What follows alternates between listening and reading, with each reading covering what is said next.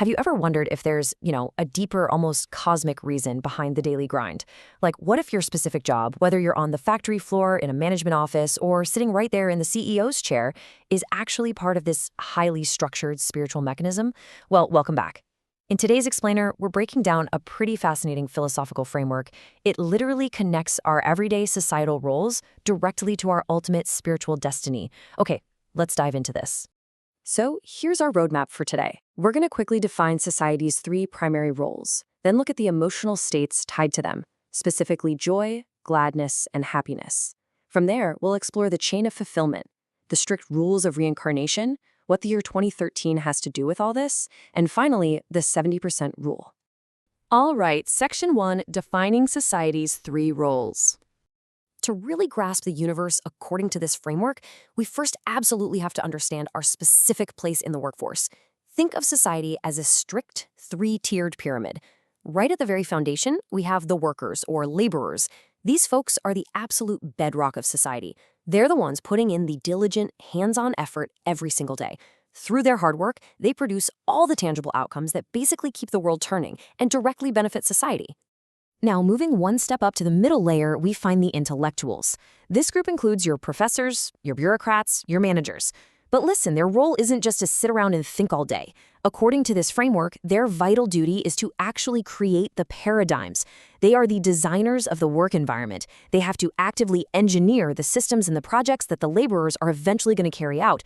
And finally, right at the apex, we have the spiritual leaders. Now, a really important note here. This source specifically includes corporate leaders, like CEOs and organizational heads in this category, not just religious figures.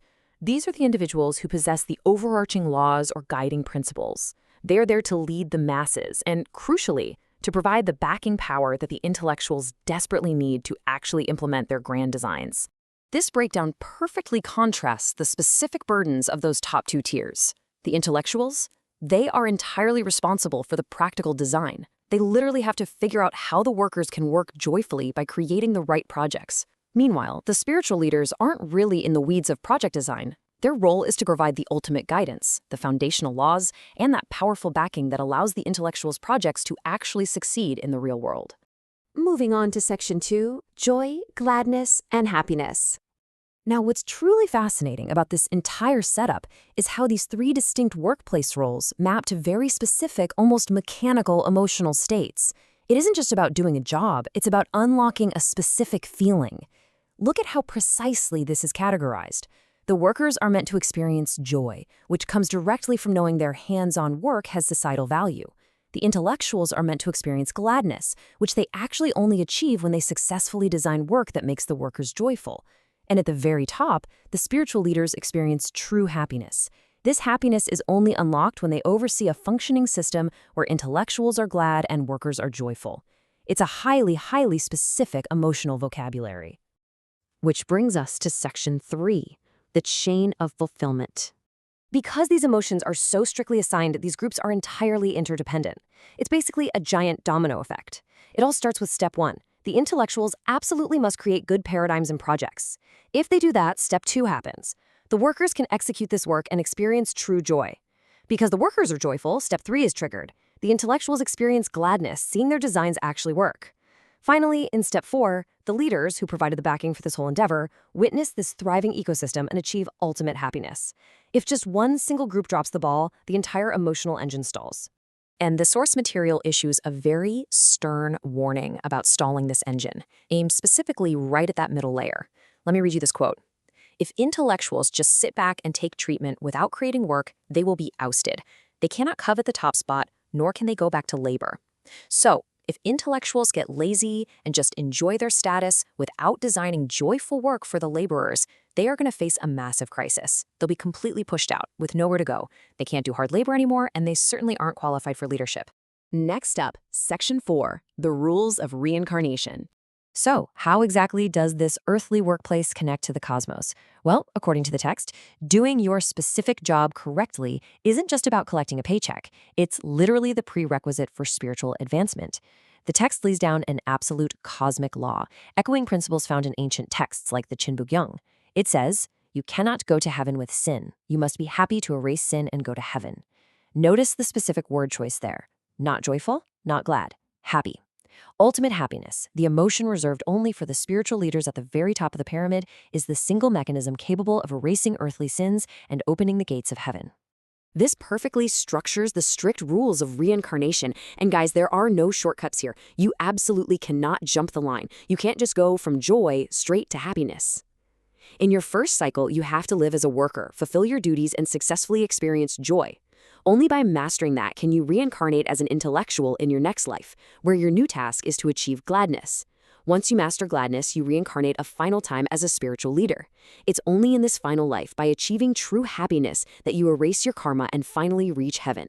All right, Section 5, the new era of 2013. Now you might be wondering, when did this grand cosmic engine actually turn on? If you think back to the years right before 2012, there were all these pervasive myths about the Mayan calendar and the end of the world, this heavy feeling that humanity had just suffered and was now facing destruction. But the source text completely flips this on its head. It argues that the doom and gloom was entirely a myth. The reality, 2013 didn't mark the end at all. It marked the true beginning. It was basically the starting line where this grand system of joy, gladness, and happiness was finally fully activated for society to participate in. We are literally living at the dawn of this era right now. And that leads us to our final section, Section 6, the 70% rule. Let's bring these lofty, cosmic ideas back down to earth for a second.